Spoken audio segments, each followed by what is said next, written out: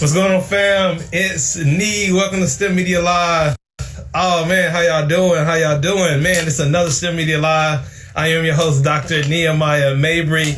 This is a place, in case you do not know, where when we chat with some of the most inspirational and creative people in the STEM community. And today is no exception. Shout out to MEMS Physics. I Dreamer Carla, good to see you. Welcome to STEMedia Live. Who else we got?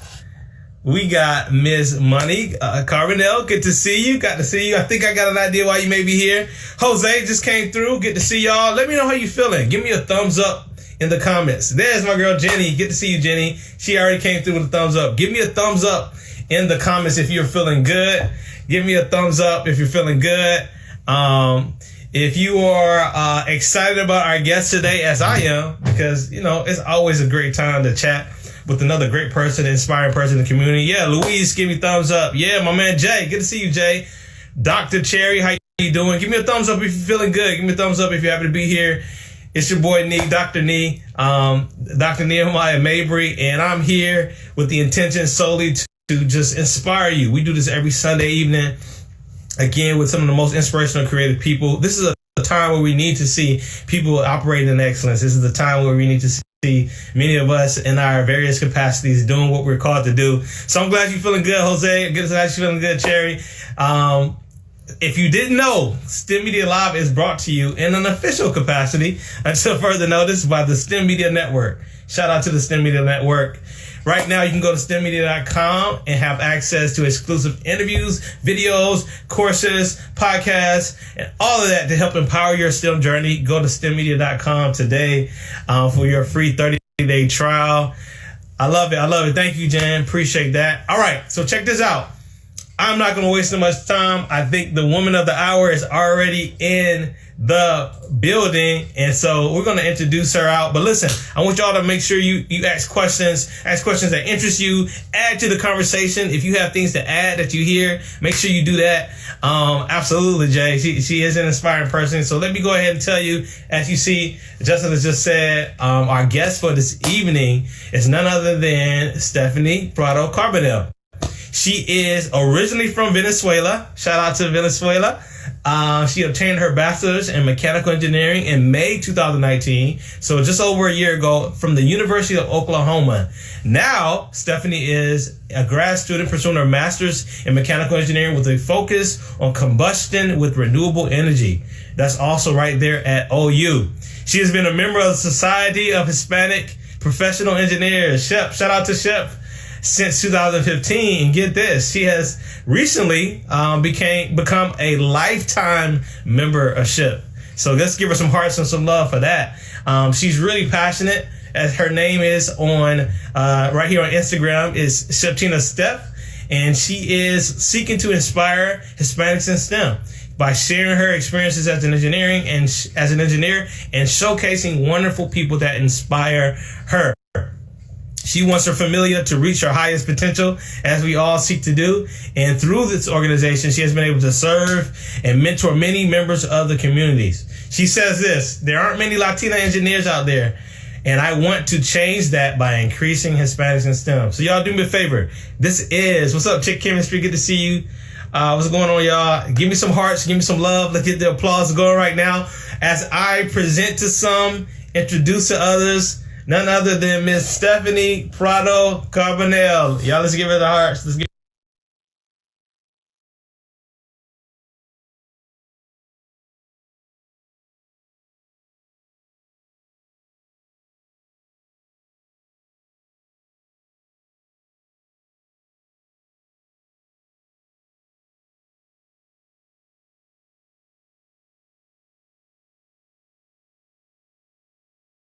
You need to get AirPods. Okay, here she is. Here she is. Hey, Sheptina Steph is in the building. Hey, y'all give her some hearts. Give her some love. Give her some love. That is your applause, Stepahnie. That is your applause. Welcome. Thank you so much for having me. Yes. So for those who don't know, we are streaming right here on IG Live. This is great. This is where we're hosting this. But we're also simultaneously on YouTube. So shout out to people who are at STEMedia.com/YouTube watching, engaging us on that platform. And I couldn't be more excited, Stepahnie, than to have you this evening on STEMedia Live. So thank you for joining us. Thank you so much. This is a wonderful opportunity, Dr. Nee. Yeah. Awesome. The pleasure's all mine. So we got love you, Stepahnie. You're my role model already. Daniel Boyer giving us some hearts. Oh, I love the energy. Again, Moni Carbonelle, good to see you. Perez, good to see y'all. Good to see y'all. All right. Without further ado, let's get into it. Stepahnie. We're going to break the ice with our question that we traditionally break the ice with, and that is, give us a random fun fact about yourself. Of course, I read about your bio and STEM, but give us a little something that a person probably wouldn't expect to hear about you after hearing that bio. Most people don't know that I'm a cowgirl. I have 4 horses. I moved them this morning, taking care of them. And yeah, I love horses. Yeah. Before I could even walk, I was born and my dad put me on a horse. Wow.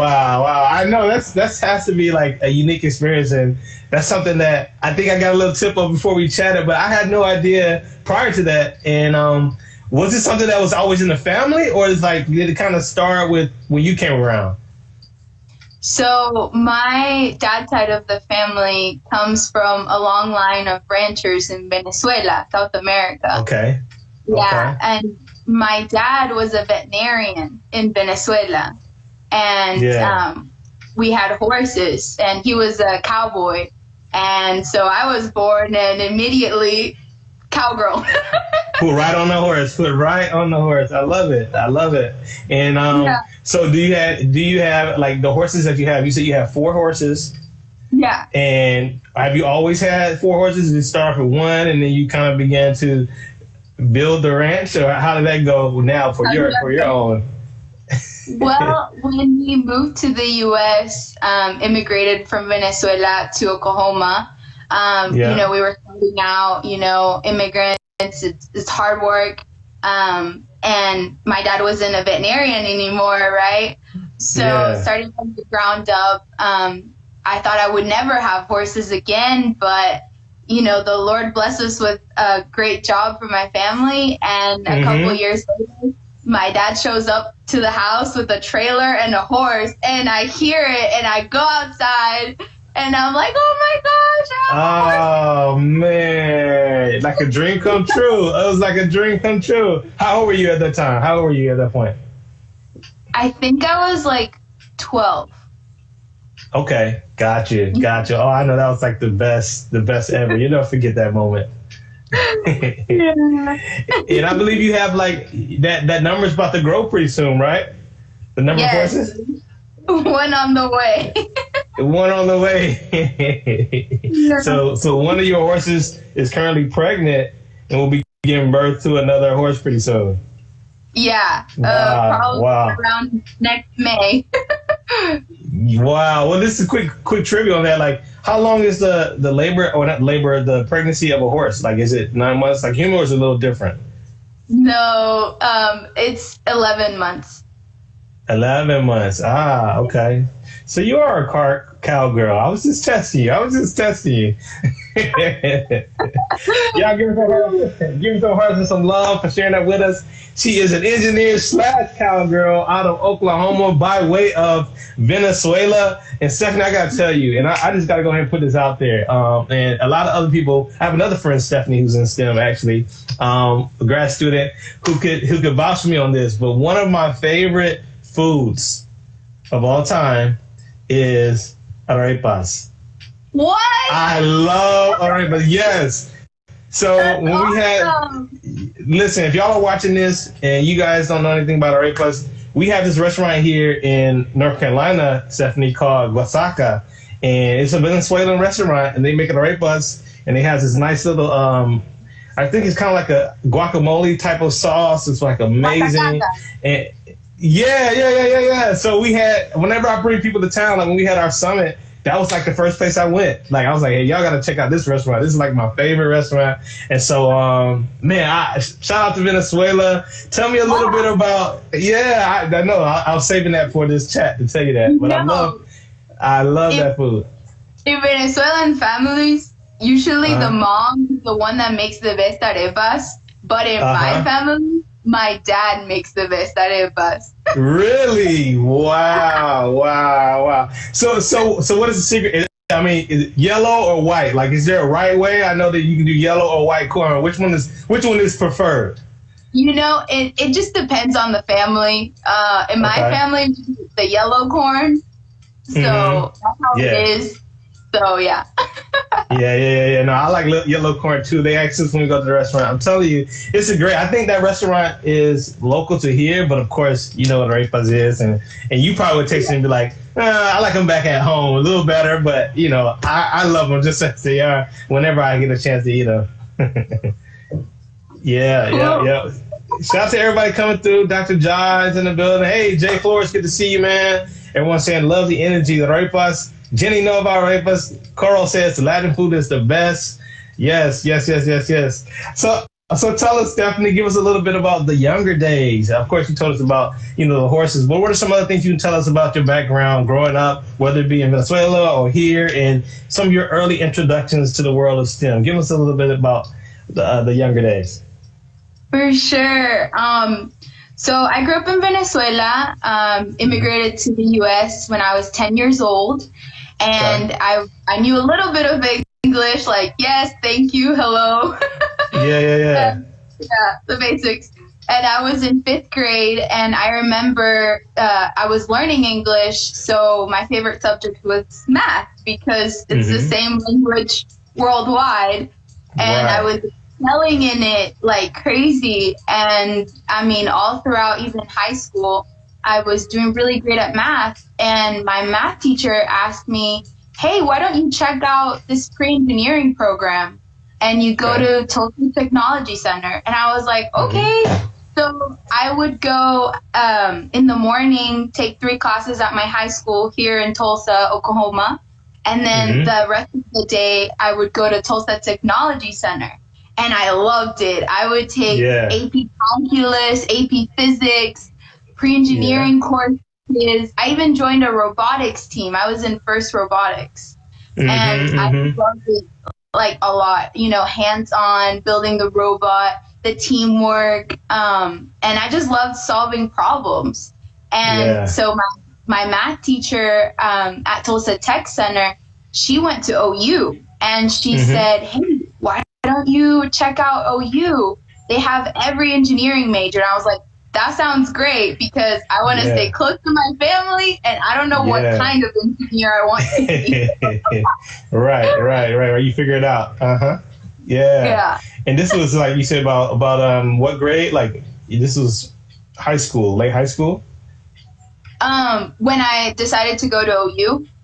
Yeah, like when did you get that kind of inkling like, hey, I'm going to go into engineering at OU? Was it right before you graduated or when was that? No, it was junior year of high school. Okay, good. Nice. We got a lot of people that agree. Jenny says same. She moved to the U.S. when she was 12, and math was the only class I liked. Yeah. Yes. Danielle Boyer says FIRST. Shout out to FIRST. Tell me a little bit about that experience, though. Did you find that there was maybe some misconceptions from your end, and also maybe others looking at you being, an immigrant here in the United States, English not being your first language when it came to just excelling in school? I didn't really see that. Misconceptions about people seeing me excel because I'm a Latina, but well, I guess I did see it. Yeah, now I remember. It's coming back to me. When I was in Tulsa Tech, I was the only woman in my class. There was maybe one other girl, and the climate, I guess, it's kind of like we only do what the boys say, and like we don't trust you. But once the grades started coming in, and they saw that I was getting better grades than them, then they started trusting me. About like where people were like, "Are you sure that's right. And you're like, I did the same calculations that we're supposed to do. And they're like, But then when the work comes through and it's like legit, it's like, oh, okay. All right. She knows what she's talking about. Stephanie's on point. Yeah. Cool. And so are you the only child, or do you have brothers and sisters? No, I have one brother. His name's Jose, and he's on the call right now. Oh, shout out to Jose. Good to see you, Jose. That was Jose, and much love, Jose. Okay. Nice. Yeah. He's gonna be a junior in mechanical engineering, and he's studying at the University of Tulsa. Hey, there he is. Shout out to you, Jose. All the best to you, man. We're encouraging you. You have a wonderful sister that's blazing a wonderful path, and I know you're going to do great. Awesome. You see the hearts? Yeah. Jenny said so, Jose. Okay, cool. So tell us about college then. You got to college. You got to OU. You didn't know what you wanted to study in first. How did you make that decision? And what were some of the, defining moments or maybe hurdles that you had to overcome in that process? Yeah, it came to enrollment date, and I applied as a petroleum engineer because coming from Venezuela, the oil industry back then was, booming. And I thought, well, hey, I'm from Venezuela. Let's be a petroleum engineer. Yeah. I went to enrollment, and they said I would be in the Earth and Energy College. And I was like, but look, I want to take this freshman engineering orientation class so I can figure out what kind of engineer I want to be. And they said, no, that's in the College of Engineering. And I was like, okay, well, how can I be in that? And so, I thought mechanical, there's a mechanical engineer in every industry, right? That's super broad. So I picked that, and I kind of just stuck with it. After the orientation class, I still didn't know what kind of engineer I wanted to be, but taking the classes, being involved in student organizations, meeting engineers and asking them about their experience, that's kind of how I figured out, hey, this is where I want to be. And then I started taking those engineering classes, and I really enjoyed them. So I stayed. Yeah. That's good. And it's almost like sometimes we expect people to, when we walk into something we're not sure, sometimes people think that means you'll change a bunch of times. And that does for some people. But for others, it's like you may find out that, hey, I made a good choice. This is good, and that seems like that was your experience. Mike, okay, we're going to definitely get to that question. Mike asked a question, but I got to ask you this really quick before I get to this. His question, Stepahnie, what was that class? I have my degrees in engineering too, but what was that class that you think back and like, now that class, that's where, I went from like a girl to a woman. Like that was my rite of passage. That was the one that like initiated me into this whole world. That may have been very challenging or whatever. What was that class that pivotal moment for you? It was my sophomore year, thermodynamics. Thermo. Yeah. The thermo stories, it haunts you, whatever.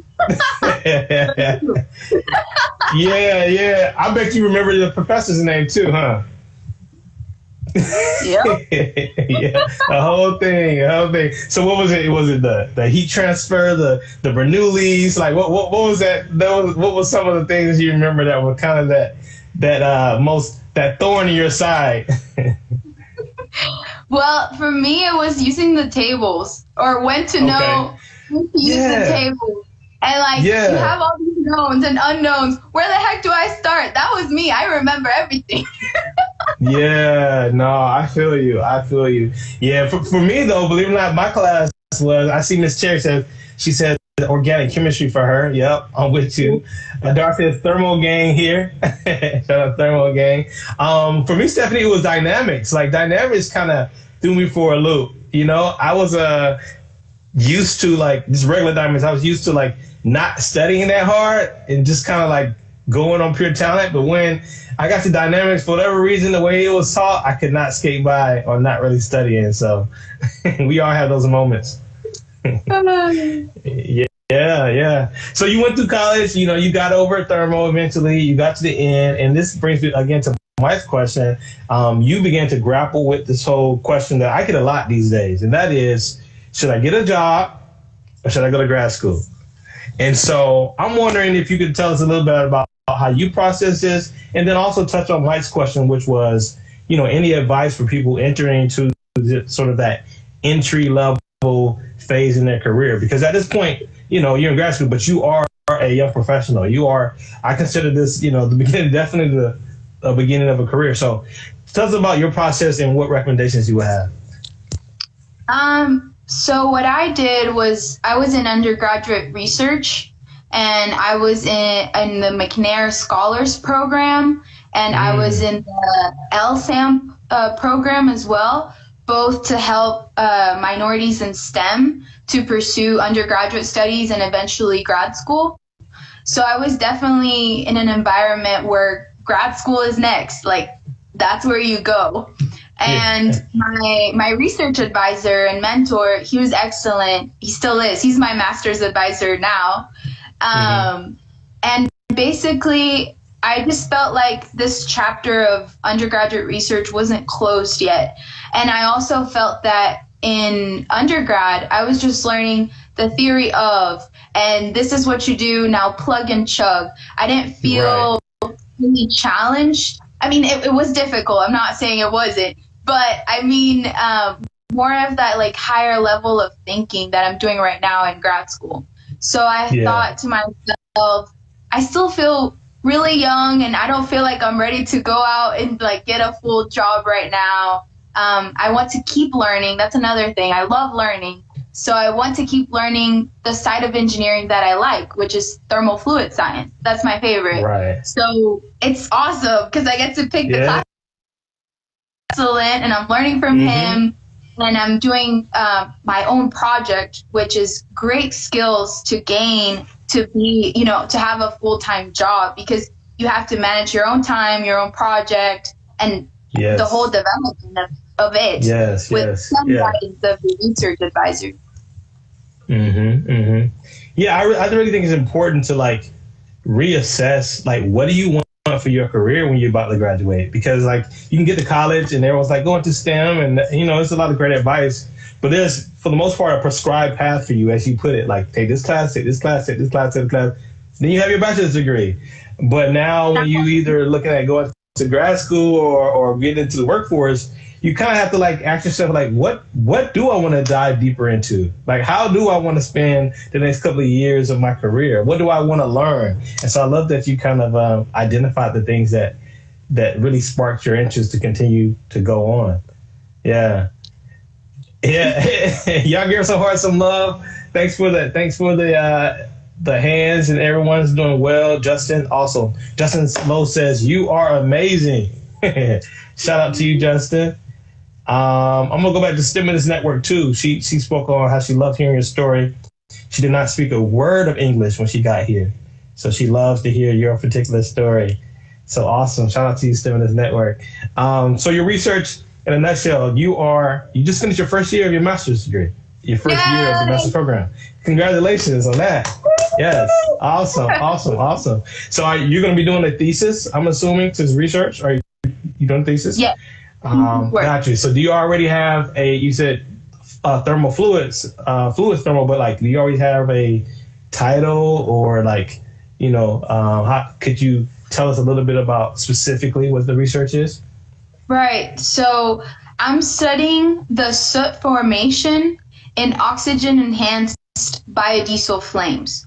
So what that means is soot are the black carbon particles that are emitted, like in a diesel truck. You see the black particles coming out of the exhaust, like that's soot.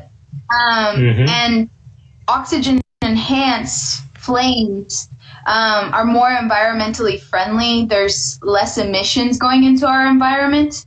And then biodiesel is an environmentally friendly fuel that's derived from vegetable oils and animal fats.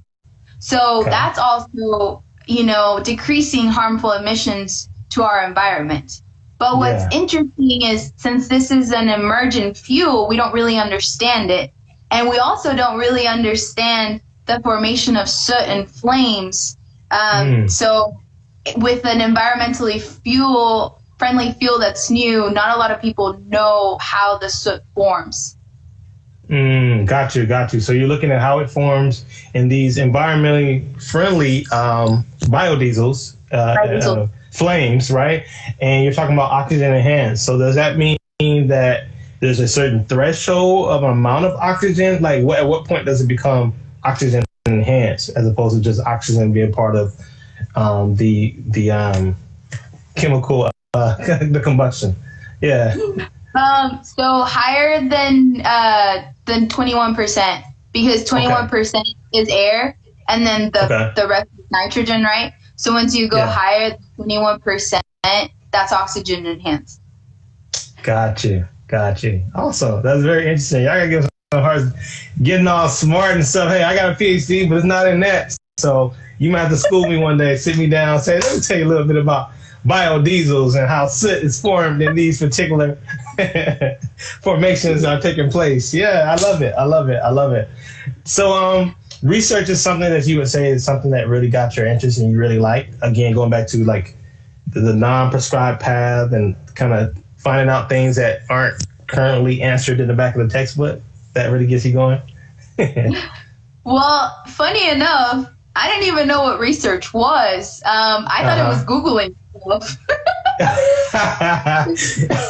That's what you're right. People say that, like, yeah, I just researched it, and they just Googled it a couple of times. Yeah, that's what I thought.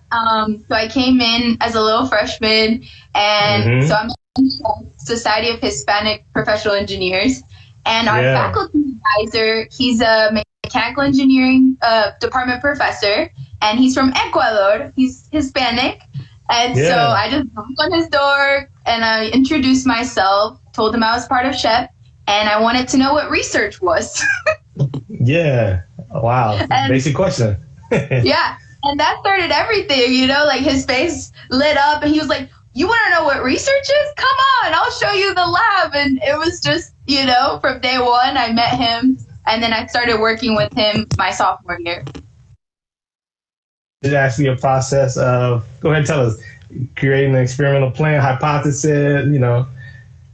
Yeah, so for research, you know, like it's the side of engineering that we don't really see in our bachelors. Like we're just studying, you know, textbooks, but where does all that knowledge come from, you know? It comes from research, you know? Right. Yeah. You're right. It's like somebody determined that gravity, we could use this approximation for gravity, and someone determined that this is a specific gravity, you know, or the density. You know, there are different ways that people go about this, and though some of this has been established for a while, at some point someone had to research it. They had to test it out and try it, and so that we can even have it in our tables that we try to figure out how to use. You know what I mean? That's great. Y'all give her some hearts, some love. The hearts are coming your way. Thank you so much, Stepahnie. It's been so cool so far. But let's transition a little bit. You mentioned SHPE and how you've been a part of it since 2015. And that was your freshman year? Yeah. When you joined? Okay. Talk a little bit about that cultural responsibility. You know, I'm a part of NSBE. I joined NSBE when I was in school. Of course, there's a great alliance between SHPE and NSBE and other organizations like ACES. But talk a little bit about the cultural responsibility that you now have embraced as a Latina engineer and in STEM in general. Yeah, so at the beginning, I didn't even know what SHPE was. I thought it was pronounced SHPE.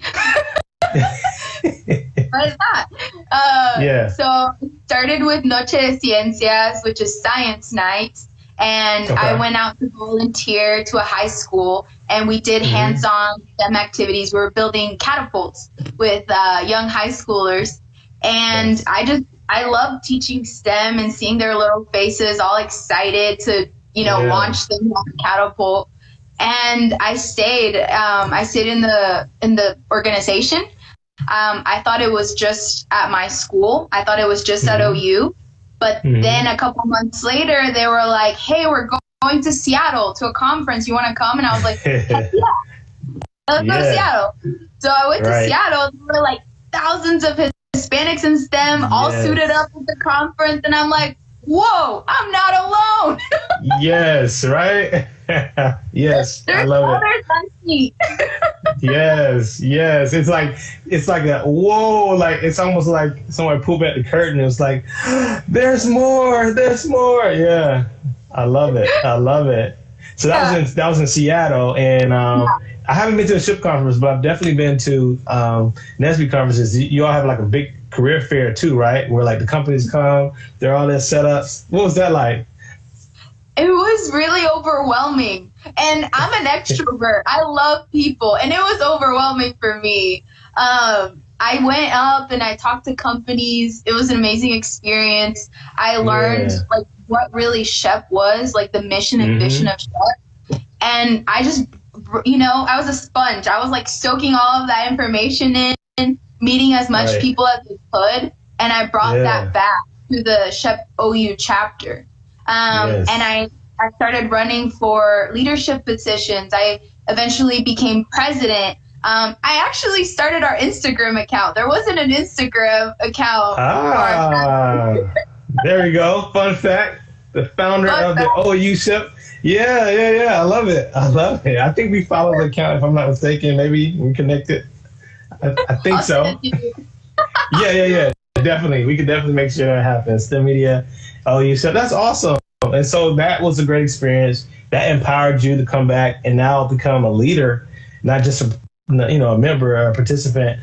So much so that you embraced the whole moniker of SHPE Steph. Shout out to I just want to say hey to Charmaine. I see you, Charmaine. She said she felt the same way when she went to the NSBE conference. Like I said, but tell us about that now. You've embraced this new moniker, SHPE Steph, and you have become very prominent, I must say. That's how I came aware of you, just in the whole community on social media. So talk a little bit about that experience and how you began to take it to, the digital space. So what had happened is I was on my personal Instagram and I noticed there was a lot more SHPE than Stepahnie, which is not a bad thing. It's just I stopped posting about my horses or, everything else that I like. So I was like, let's start a new account. And also I was running for the National Graduate Representative position. So actually, before I was Prado.ngr. I wasn't SHPE Steph before this. And then I talked to a bunch of grad students in SHPE, and they advised me, hey, just take your first year of grad school and really focus on that and just run for a leadership position in SHPE like later once you feel comfortable. And I'm so glad I listened to them because this first year was tough. Yeah. You want to drop the ball that year. Yeah.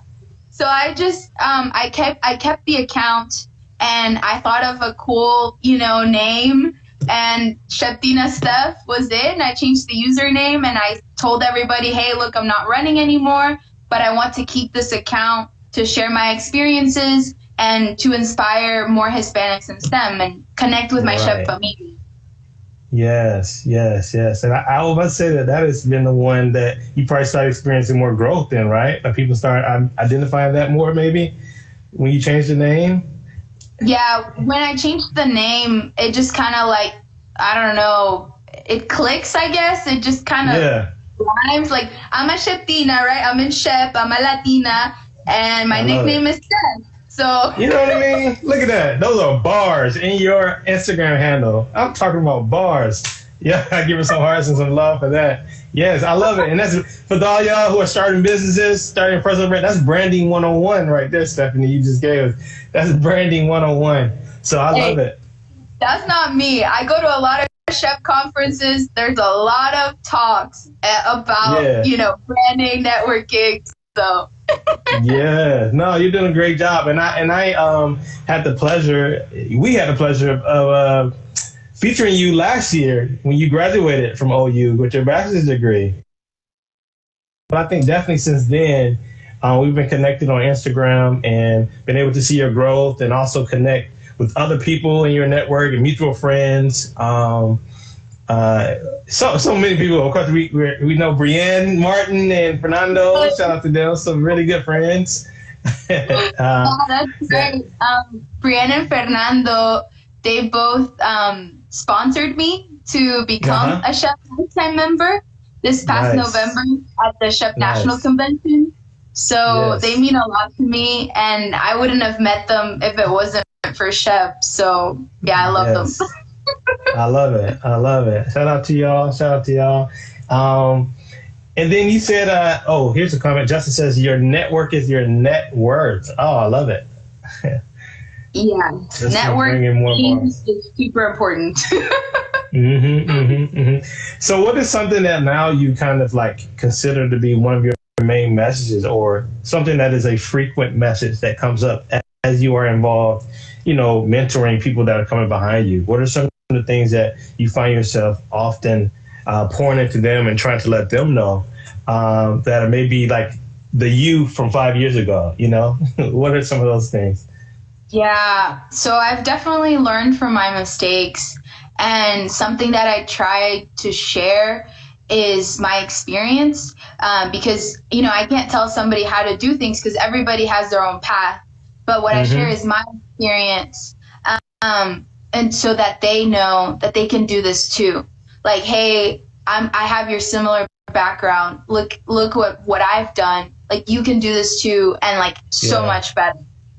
And what I like to point out is, don't think that you're going to be this petroleum engineer and you're going to go and work for an oil company and it's a straight path.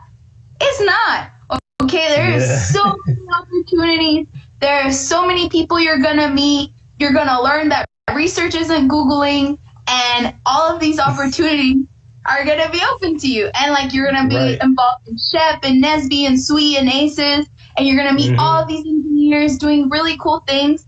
And then you're going to be like, wow, there is so much like different types of engineers and like work to be done in STEM. So I think like be open, and, as you're young, you can experience so many things, like take advantage of all of those opportunities. And then from there, really, make your choice of where you want to specialize. Right. Taste. Don't be afraid to taste and check it out. Yeah.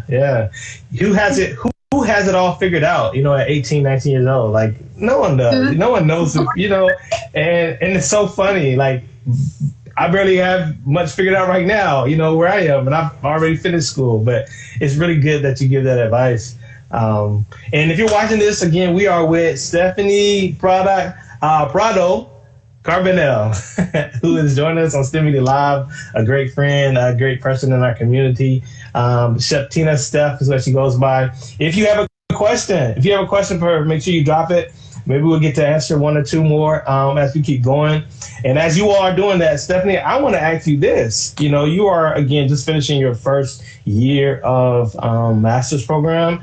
You've gotten through the undergrad process, but you still have a lot more to go. So I'm wondering, like, if you had to ask or wonder about something that was probably you're not clear on, like as you look ahead, like what would you say would probably be one of the challenges or the things that you think about as it relates to the future of your career, where you are right now?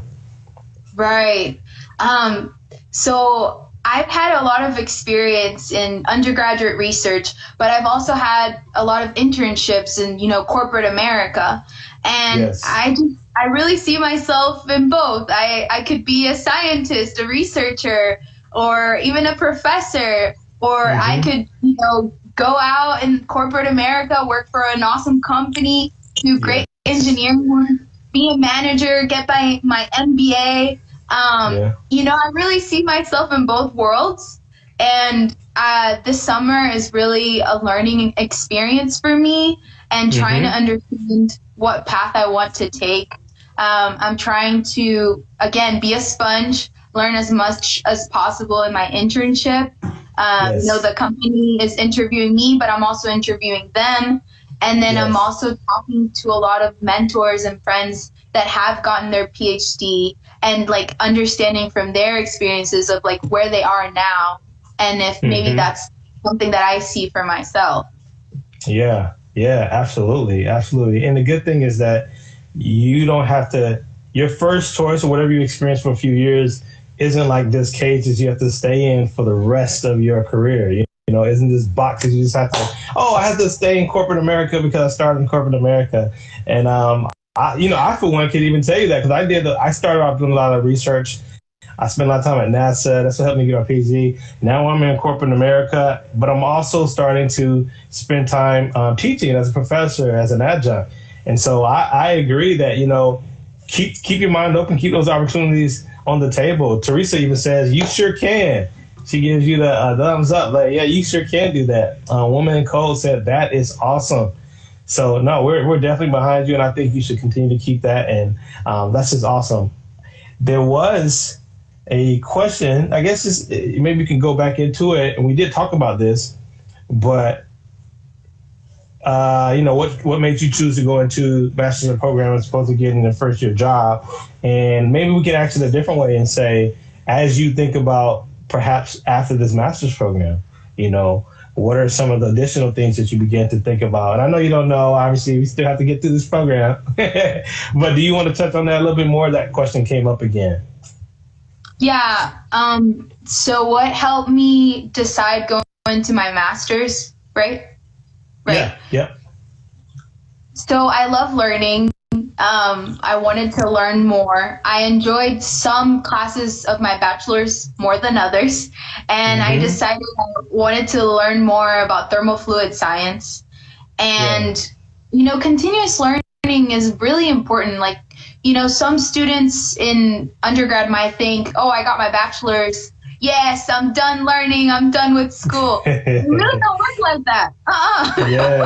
Yes. Like, even if you go out to a job, every day you're learning. Like, you're learning from your boss, from your managers, etc. I just decided to learn in a different way. I decided to stay in academia, stay in grad school, and learn through classes, through research, and with my research advisor, more of like a one-on-one kind of learning situation. So that's what I thought.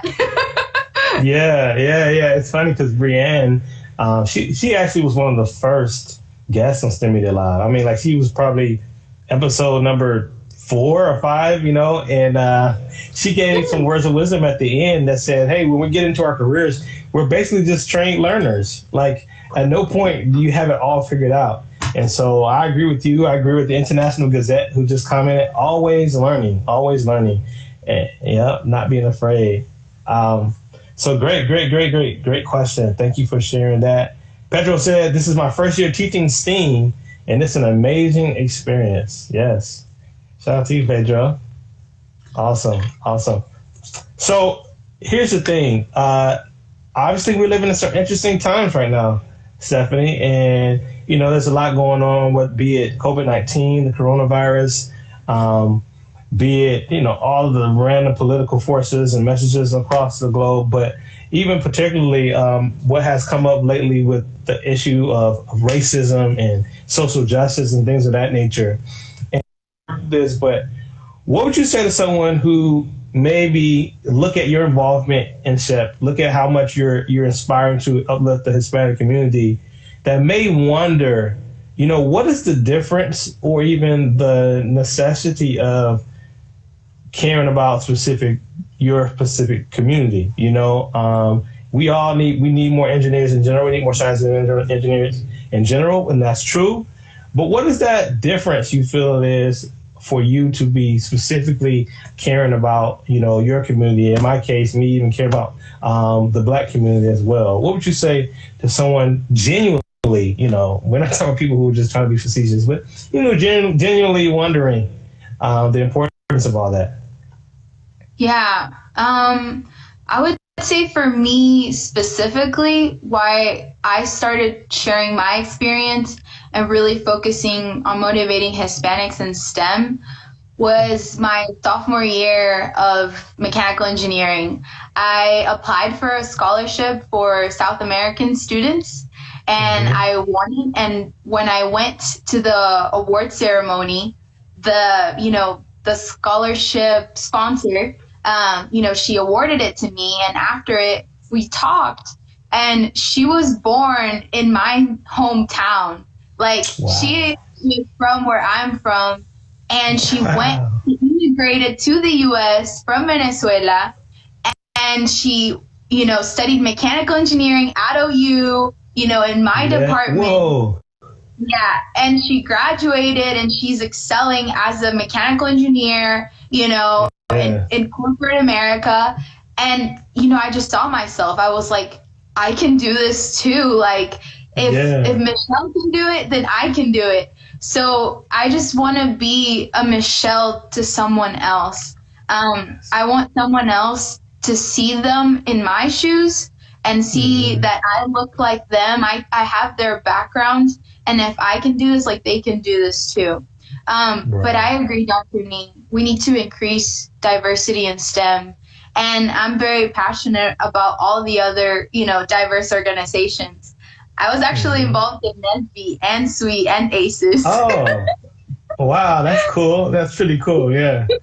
I was more heavily involved with SHPE, but, you know, I also went to support my brothers and sisters over at SHPE, over at ACES, over at NSBE.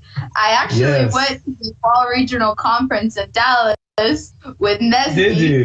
What? I love it. I love it. I love it. That's awesome. Yeah. And they have a coalition now. There's an official 50K coalition between SHPE, NSBE, SHPE, ACES. That is, what is it? 50,000 new engineers by what is it, 2025, I think this year. I can't remember exactly. I'm not sure, but I know they're doing a lot of joint, you know, how do you say, developments? Yes, joint development collaborations. Yeah, for sure, for sure. No, that's great. And it is something unique about, like, seeing someone who can identify just with your uniqueness a little bit more, succeeding in something that you're trying to achieve.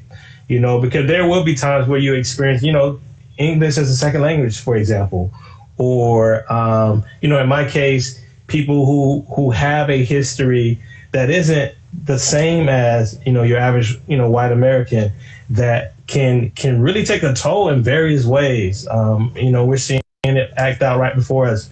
But when you are able to see images of people, in your case, who came from your same town, born in the same town, you know, same country, went to the same school, like, you seeing that, I can't imagine how powerful that was. And it's awesome that you've taken up the mantle of being that for somebody else in the future. Yeah, and we're still friends today. Oh, man. So, yeah, I even see her at church sometimes, and, you know, we're always chatting, and it's great to have a role model that I guess is just like you. Yeah, totally. Are there any other ways? And this goes to another question. Gigi Vargas says, you know, hola, Stepahnie, how has your culture or value impact your studies and work experience? Can you give us any other instances where you've seen it impact what you're actually doing, technically or otherwise? Yeah, it has impacted everything. I'm sorry if I get, like, teary-eyed, but it's just very emotional. My parents, they gave up everything in Venezuela to move to the U.S. to give my brother and I a better life. You know, my dad, he was a veterinarian in Venezuela. My mom was an economist in Venezuela. They moved here. Those degrees don't transfer like that anymore, right? So my parents had to work really hard, you know, learning a new language, providing for us, and just everything that I do in my studies and in my work ethic and my dedication and my passion is driven and fueled by all the love and the hard work that my family, you know, has put in for me to be an engineer. Yes.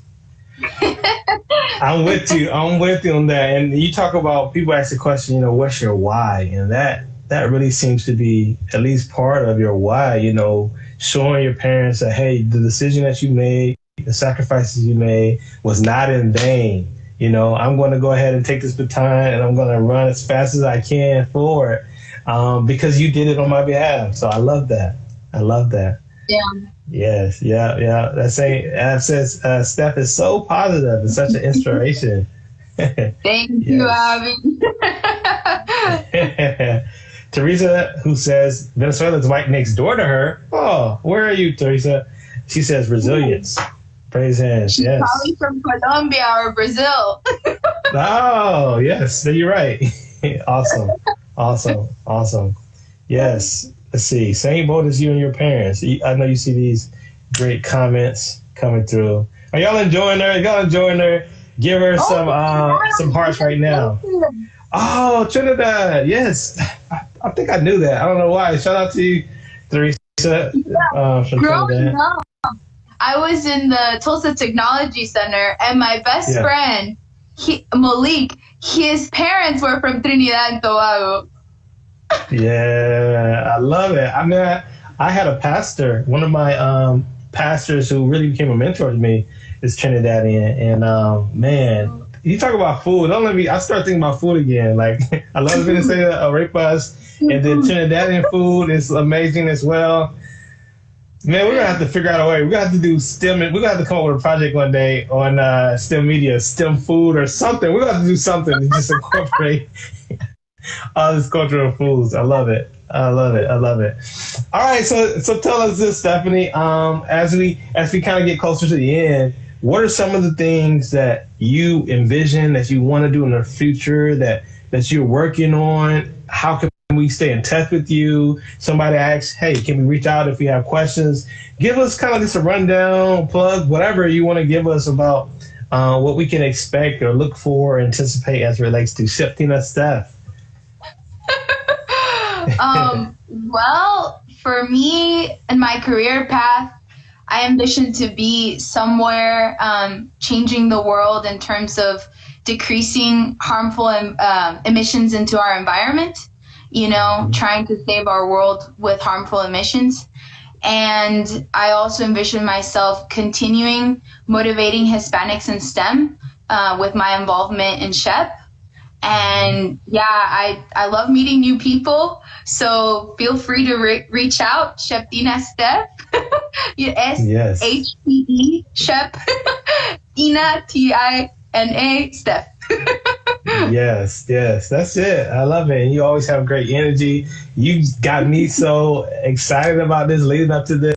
I was so even from this conversation, I just feel so much better. So thank you for your energy. Thank you for your inspiration. People agree. Jenny agrees. She's so inspired. Justin says amen with the heart. Awesome. So we got to ask you, Pedro says, thank you for inspiring us. Can I visit, go see the horses? Justin Low 38 says, do you know Justin? I do, yeah. He's from SHPE in Alaska. Oh, man. Wow. Shout out to you. Justin. Yeah. Yes. And I think he was one of the founding members, that founded the chapter up there. Yeah. Wow. What university in Alaska? Do you know? Fairbanks? Justin, let us know. Justin? Is it University of Fairbanks? What university are you at, Justin? Wow. Sometimes we forget about, these organizations having footprints that far, but it's of course, definitely. And I just love it. He said, yep. So maybe you're right with Fairbanks. Awesome. Great to have you. UAF. Yes, nice. I think you're the first person that I know of that joined us on STEMedia Live from Alaska. So thank you. Stepahnie, you've been fantastic. This has been great. We do end our chats by asking our guests to give us some parting words of wisdom. It can be a quote. It can be something that someone gave you one time, or just anything that we can hold on as we continue throughout this week. And anyone watching this throughout their careers, whether they be ahead of you, behind you, what is something that you can leave us with before we say goodbye? Yeah. So something that I've learned being involved in SHPE is serving our community. Lifting up as we climb is something that Jay Flores from SHPE said one time, and I'll remember that always. Basically what that means to me is as you're growing, as you're getting your bachelor's, as you're getting your master's, as you get that first job, don't forget where you to succeed. Share your experience with those in your community, because like you can inspire someone else. Like you really can. You don't have to have 1,000 followers to inspire somebody. Just share your experience, be genuine, and lift as you climb. There you have it, family. Thank you so much, Stepahnie. That is real. Yeah, lift as you climb. You're right. You don't have to wait till you get to a certain place before you can help someone else up. And yes, you still have more to go. So continue to climb and lift and climb and lift and climb. Shout out to you. Shout out to Jay Flores. I know he was with us a little earlier. And Jay was on the show before too. We're going to have to just definitely want to get you back on. And so many great people. This is something that is, become just something I look forward to every week. So thank you so much for sharing those words of wisdom. I agree with Jenny. She says that was beautiful. Justin says, thank you for your time. And I just want to tell you, Stepahnie, as you know, from me, from Dr. Nee to you, hey, I believe in what you're doing. I want to affirm what you're doing. I think you've already made such a wonderful impact. And I just can't wait to see the more that you're going to do, not just for the Hispanic community, but for the world through your involvement in STEM. And so if there's anything I can do to help you as you go on to grad school or your career, questions you have my contact. STEMedia would love to support you. And I just know the best is yet to come as it relates to not only our collaboration and relationship, but you specifically. So thank you so much. Thank you, Dr. Nee. Yeah, my pleasure. All right, you all, give some love. Oh, shout out to your mom. Shout out to your family. Much love to them. Shout out to the Boomer Sooners out there at OU. And I hope you just have a great week. Thank you so much for joining us on STEMedia Live. Peace. All right, y'all. I hope you enjoyed that conversation with Stepahnie as much as I did. It was great, Stepahnie. Thank you again for coming on. Teresa, Moni, good to see you. Lynn, good to see you. Ab, good to see you. Justin, you all join us right here, same place, same time for another STEMedia Live, where we chat with some of the most inspirational and creative people in the STEM community. Of course, it is brought to you by the STEMedia Network. Check us out at STEMedia.com. And listen, hope you all follow STEMedia.